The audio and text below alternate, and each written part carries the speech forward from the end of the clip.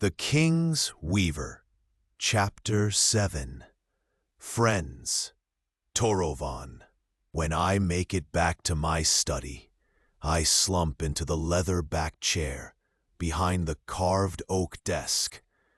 Dryads frolic around the edges, too cheerful by far.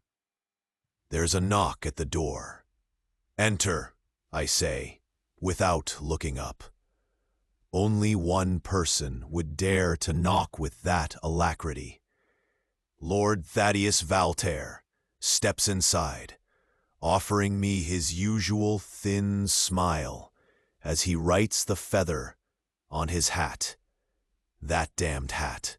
He sees my look and absolutely does not take it off. It's become a game of late, him trying to provoke me and my ignoring it until I inevitably explode. "I heard you were haunting the kitchen maids again," he says. I roll my eyes and sit up straight. "What do you want? I'm busy." Looks like. He saunters to my desk and pointedly flicks at the dust gathering on a stack of papers. "Tor, the only thing you've truly managed in the last months was that betrothal. It's important for this kingdom to have an heir." He holds up his hands as he sits across from me, and finally does take off the hat. Maybe sensing that I'm not in the mood today. Of course, but I've had no less than five now, Torovan, ministers approaching me, wondering when you will get to their proposals. The people would like to see their ruler actually rule, not brood his days away.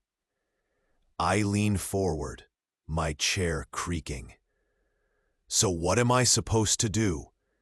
Whoever killed my father is still loose in the palace. Or if it was an assassin, then whoever hired them. And they could do it again. To my sister, to my mother, to me. Valtaire waves a hand. That's not the point. That is fact.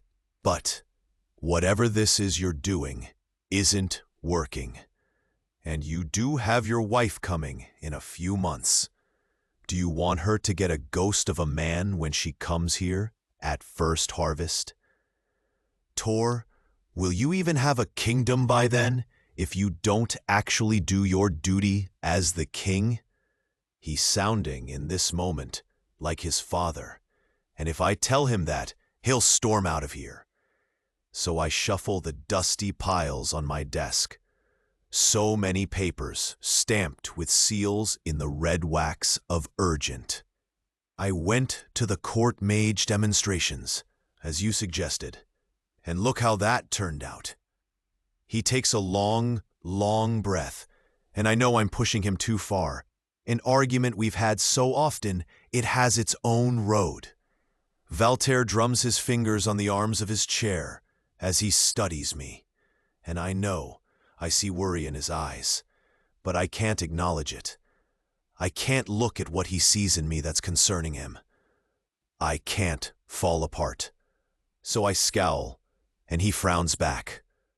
"Tor, I get that you need to do this, but you need to go about it in a different way.